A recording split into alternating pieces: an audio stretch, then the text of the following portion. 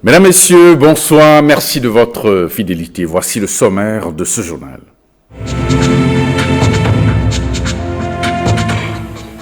Les instituteurs détenteurs de la maîtrise et exclus du concours pour l'obtention du certificat à l'inspection primaire donnent de la voix.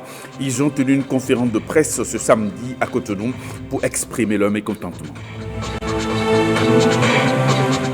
Le gouvernement justifie sa décision sur la nullité des actes de certains domaines privés de l'État illégalement acquis. Le ministre du Cadre de vie a rencontré les médias à ce sujet.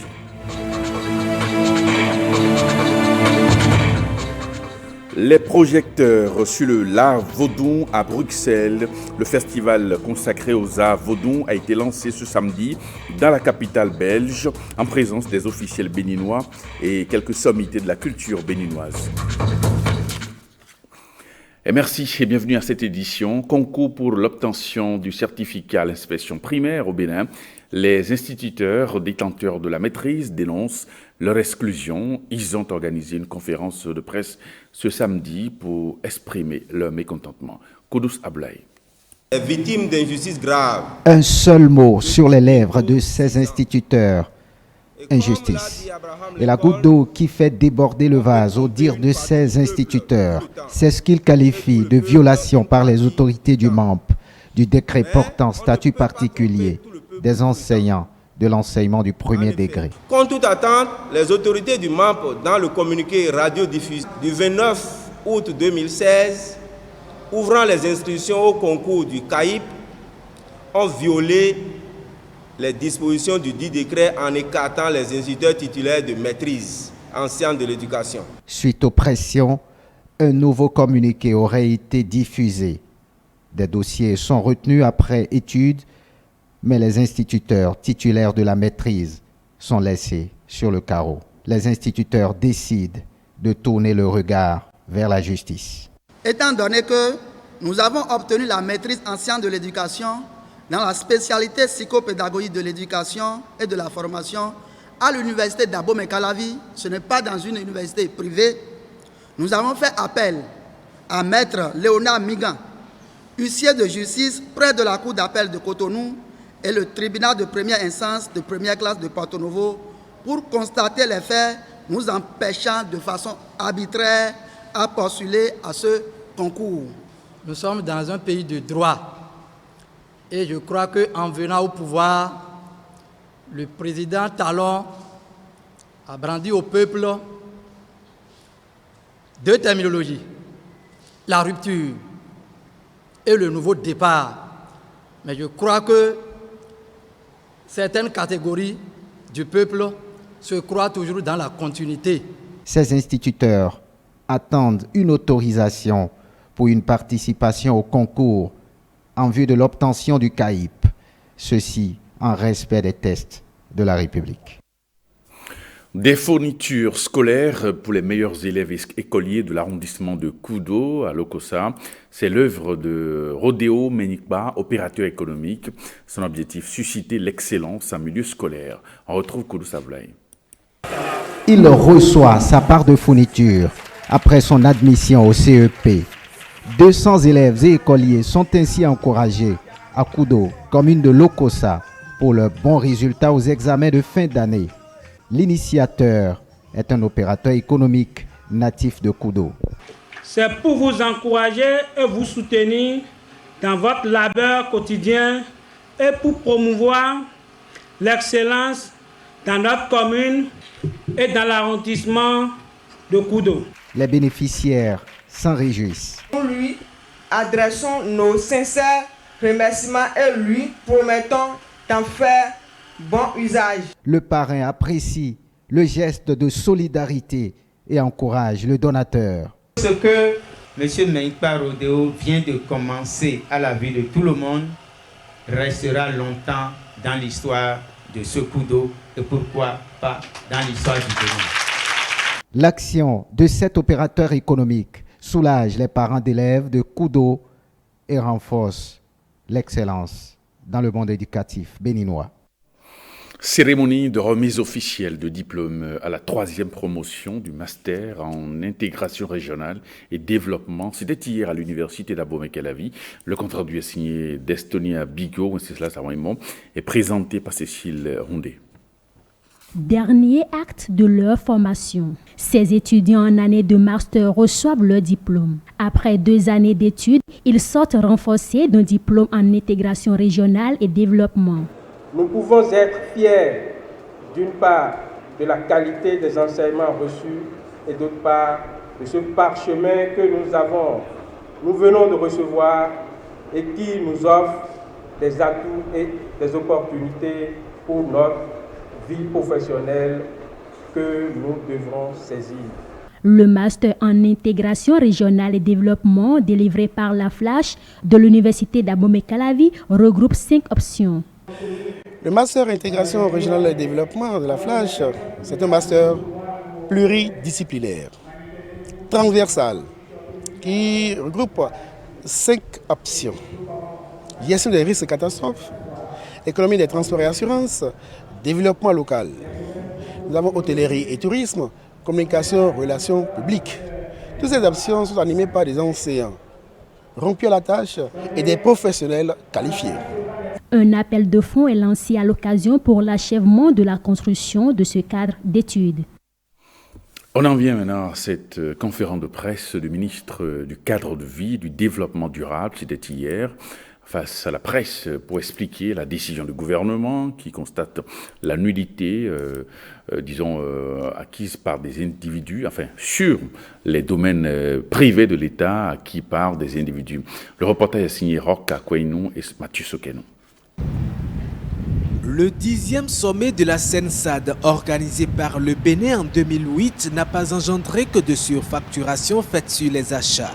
Plus de 200 hectares cumulés du domaine privé de l'État entre la plage ouest de Cotonou derrière l'aéroport, les emprises du port autonome de Cotonou et l'ex-champ de tir d'Ablangandan ont été bradés à près de 80 promoteurs immobiliers, et ceci en violation du code foncier et domanial du 14 août 2013. Pour montrer qu'il n'y a pas de chasse aux sorcières, le gouvernement intervient dans la pure légalité sur ce que le code foncier domanial permet à partir de août 2013. Vous avez des gens qui ont acquis des domaines à moins d'1 million, 2 millions pour des investissements de l'ordre de 300, 400 millions. Ces transactions foncières et immobilières opérées sur les titres fonciers 103, 106, 119 et 1399 sont en conséquence déclarées nulles par le gouvernement.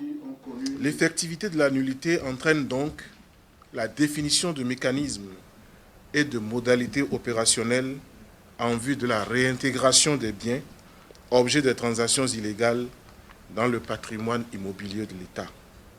Ces modalités pourront permettre une régularisation des transactions effectuées par, entre autres, le remboursement des manques à gagner à l'État.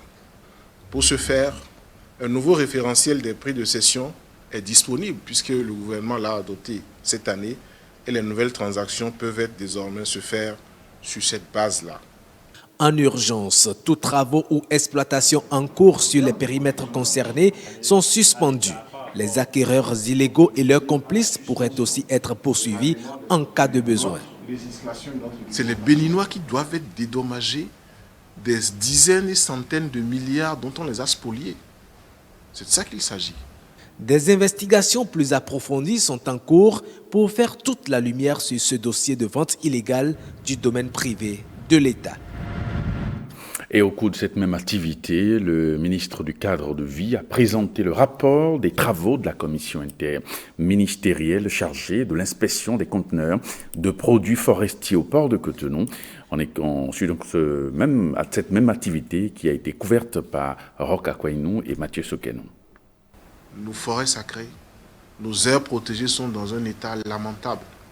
Malgré la suspension en avril 2016 par le gouvernement béninois de l'exportation de bois et de la délivrance des agréments d'exploitation des produits forestiers, 536 conteneurs de bois ont frauduleusement été embarqués du port autonome de Cotonou en 2 semaines. Un véritable scandale dont la responsabilité à plusieurs niveaux ne saurait rester impunie. les armateurs qui ont fait ça seront sanctionnés. En tête de mire, on a la brigade forestière du port qui valide les faux avis techniques, les déclarations frauduleuses. Et donc 95% des 66 conteneurs que nous avons ouverts au port portaient des grumes de bois brut avec des tailles, j'allais même dire des tailles à la limite brindilles.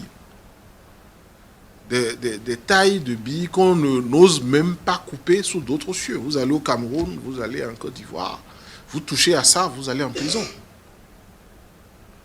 Mais on a mis jusqu'à mettre des brindilles et des feuilles dans les conteneurs. Nous sommes un pays où tous les acteurs participent à une déforestation accélérée.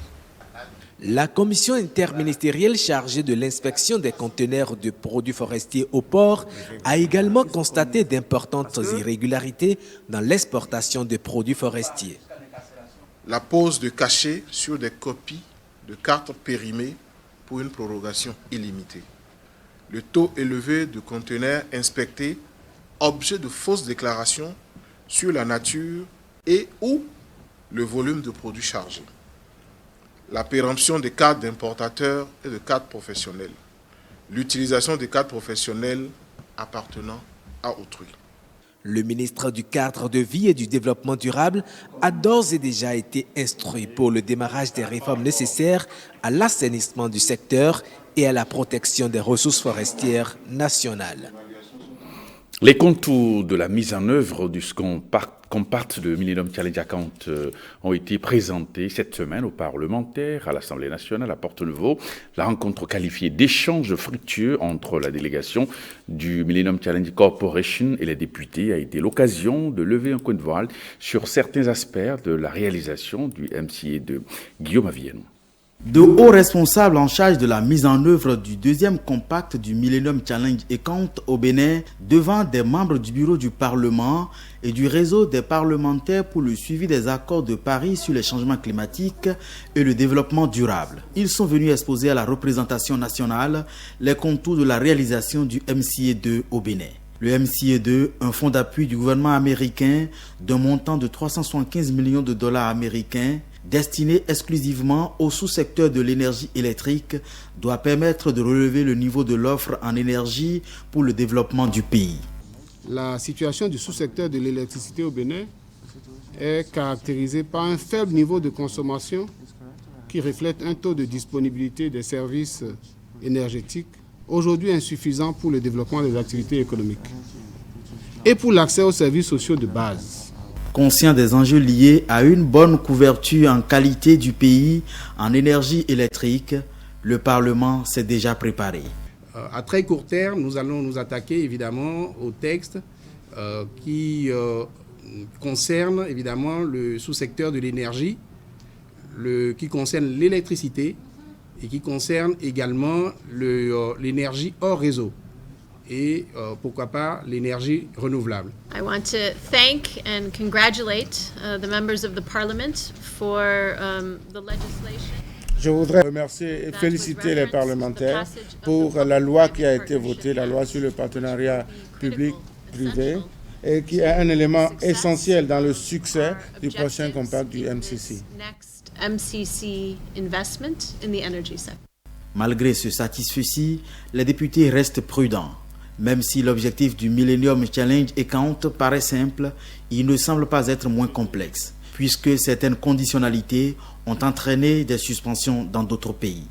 Je voudrais, à l'étape actuelle du processus du MCA, savoir quelles sont, disons, ces conditionnalités non exprimées et qui pourraient éventuellement entraver la mise en œuvre conséquente et jusqu'à son terme du processus, afin que le Parlement sache la partition qu'il a à jouer à temps. En ce qui concerne l'entrée en vigueur, il y a l'élaboration d'un contrat plan entre la Société béninoise d'énergie électrique et l'État, afin que les rôles et responsabilités soient situés. C'est la deuxième fois que le Bénin bénéficie du Millennium Challenge et compte après celui de 2004. Le premier, dont l'exécution continue d'avoir un écho favorable auprès du gouvernement américain, selon les responsables du Millennium Challenge Account Corporation, avait permis d'améliorer la qualité de nombreux services au Bénin. Et puis, dans quelques mois se tiendra la 12e conférence des parties de la Convention d'Abidjan. Cette rencontre sera consacrée à l'adoption des nouveaux documents, outils de coopération en prélude. À cet événement, le secrétariat de la Convention organise des ateliers de concertation avec les pays membres. Le Bénin a participé à cette séance cette semaine à Cotonou. À cette occasion, cadres et décideurs se sont imprégnés des nouveaux textes de la Convention. Cécile Rondé pour le reportage. La Convention d'Abidjan a vu le jour en 1981. Elle vise un objectif, protéger et mettre en valeur le milieu marin et les zones côtières de l'Afrique de l'Ouest et du Centre. Mais face aux nouveaux défis environnementaux de ces dernières années, elle entend affiner ses stratégies. Le secrétariat de la Convention prépare activement la prochaine conférence des parties. Au cours de ce processus de préparation, les représentants des pays ont déjà apporter leur contribution. Néanmoins, le secrétariat se tourne encore vers vous pour s'assurer que les préoccupations du Bénin sont bien prises en compte. Cette concertation est, à mon avis, une opportunité qu'il faut saisir au regard des problèmes que pose la gestion fondée sur l'écosystème et la gouvernance des océans dans les pays côtiers. Durant les 2 jours d'activité à Cotonou, cadres et décideurs vont prendre connaissance des différents documents juridiques, notamment des tests portant changement climatique en milieu côtier. Au terme de ces assises, les différentes contributions recueillies vont être passées au peigne fin avant leur adoption. Je reste convaincu que le Bénin, au cours de nos assises, jouera sa partition en faisant une étude approfondie des différents documents. Nous allons nous retrouver la semaine prochaine à Abidjan pour regrouper toutes les observations reçues par les pays et finaliser les documents avant qu'ils ne soient transmis pour adoption à la conférence des parties. Au total, 3 documents plus la convention actualisée seront au cœur des échanges de la 12e conférence des parties de la Convention d'Abidjan en mars prochain à Banjul, en Gambie. Célébration en différé de la Journée internationale de la femme rurale dans les communes de Koma et Kouyaobi. C'était cette semaine donc, ça a été pour les femmes de groupe de pression pour des actions citoyennes de ces 2 communes, l'occasion de réclamer leur droit à la participation à toutes les instances de prise de décision au niveau communal, l'arrondissement et les quartiers. Elles l'ont fait savoir aux premiers responsables de ces 2 communes, Henri Fachinan et Variste Somam. Les femmes de Komé et Kouyaogbé sont descendues dans les rues pour manifester leur joie et réaffirmer leur situation de femmes rurales. Constituées en un groupe de pression pour des actions citoyennes, elles sont d'abord allées à la mairie de Komé. Le Bénin, notre pays, célèbre la Journée internationale de l'alimentation et oublie très souvent la femme qui est à la base de la production alimentaire. Nous avons tendance à croire que la Journée internationale de la femme rurale est marginalisée par les autorités. Elle s'engage à mener des actions citoyennes. Nous, la Sentinelle, proposons d'utiliser votre voix d'autorité pour initier une campagne de salubrité tous les derniers samedis du mois dès 6 heures dans toute la commune. À Kouyaogbé, l'image qu'on se fait le plus souvent de la femme rurale est mise en avant. En réalité, la femme rurale est cette femme polyvalente, prête à tout faire. C'est elle qui se lève la première le matin pour se coucher en dernière le soir. Elle est à la fois l'agent d'hygiène et d'assainissement qui assure la propreté de la maison, la cuisinière de la famille, l'infirmière et la gardienne des enfants. Elle refuse d'une seule voix de jouer les seconds rôles.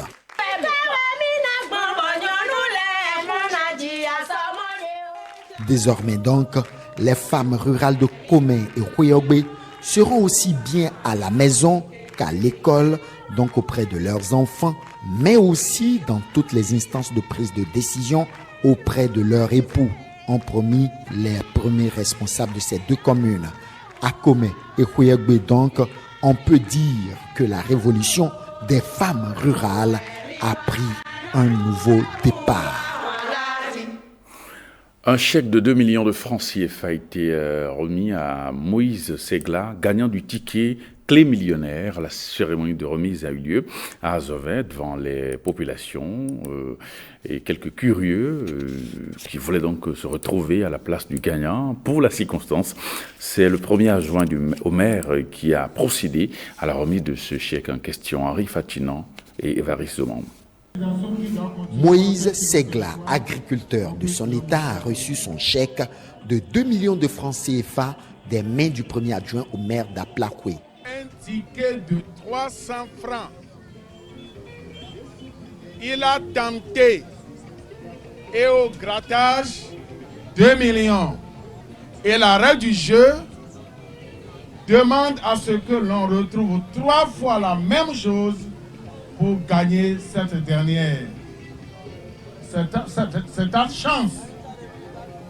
Et au nom du directeur de la Loterie nationale du Bénin, au nom du chef d'agence de l'Okosa et au nom du maire de la commune d'Aplakwe, je vous remets ce chèque, ce beau chèque sur lequel nous sommes en train de lire 2 millions de francs CFA à l'ordre de Segla Moïse.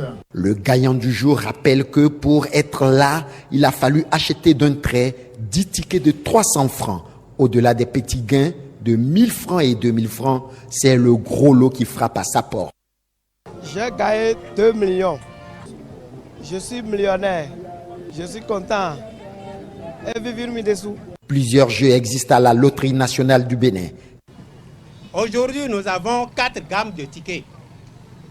Les tickets de grattage, les mini express qui se vendent à 100 francs, les tickets, le doublé, qui se vendent à 200 francs. Nous avons des tickets surpris des fêtes qui se vendent à 250 francs. Et le ticket qui nous a amené le gagnant d'aujourd'hui, la clé millionnaire. Alors, n'hésitez plus. Faites comme lui. Moïse Segla. Les millions vous attendent. On reste sur la même logique, la même dynamique pour préciser que 4 millions de francs CFA sont allés à 3 gagnants du jeu BOA C'est ma chance. La cérémonie de remise de chèques a eu lieu dans les locaux de la Banque of Africa, PK10. Hospice Antonio pour le point est présenté par Blaise Adanko. 4 millions de francs CFA empochés par ces 3 gagnants du produit de la BOA.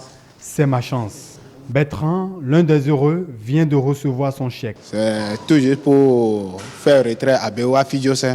Et ils m'ont proposé leur truc de C'est ma chance. Je me suis inscrit. Un beau jour, on m'a appelé, on m'a dit tu as gagné. Et arrivé à la maison, j'ai regardé de gauche à droite. J'ai dit c'est que je vais cotiser pendant 15 ans. Au bout de moins de 2 ans, on me donne ça. Bon, on dit que c'est non remboursable. Mes amis, qu'est-ce qu'on veut? Ah, moi, je suis content. Les responsables de la BOA et de Sounou Assurance expliquent le mode opératoire. Le produit est un produit d'épargne et de capitalisation sur 15 ans.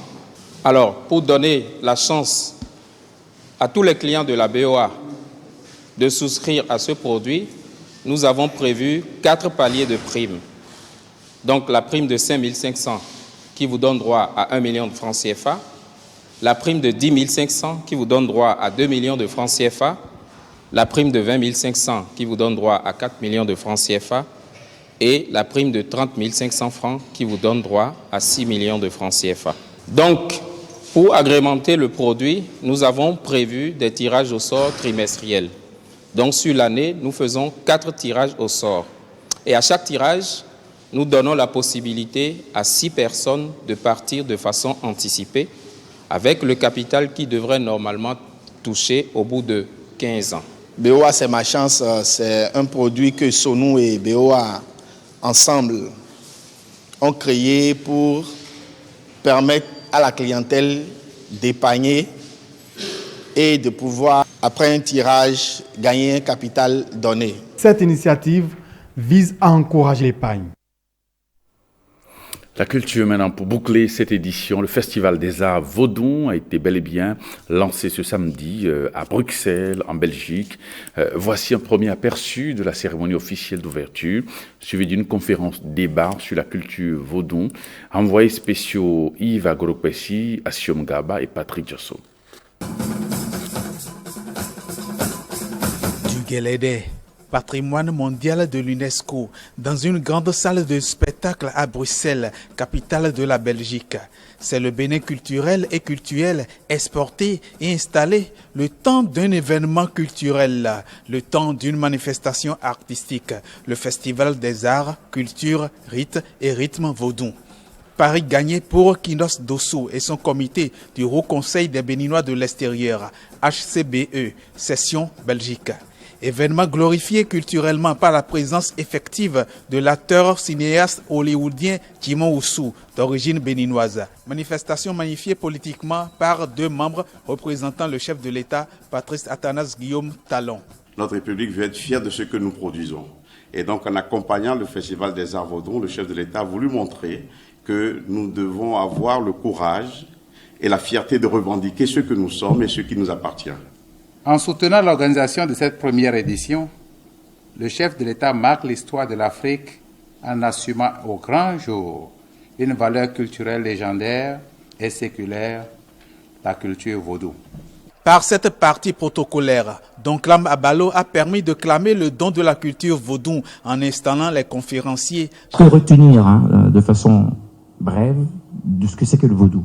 Le vaudou était pratiqué, mais pas sous le nom de vaudou, mais plutôt sous le nom de Humbo. Bo veut dire secret et Hum veut dire le sang. Le nom qu'on avait donné à l'origine, c'était le secret du sang. Dès qu'on voit un Haïtien, on dit toujours que c'est un Béninois. Nous avons le Bénin dans le sang. Chez vous, vous avez créé, vous êtes la source. Nous sommes les ruisseaux. Naturellement, le Bénin rehaussé, l'hymne national est chanté par les enfants du Bénin debout pour une belle aube nouvelle, sans commentaire.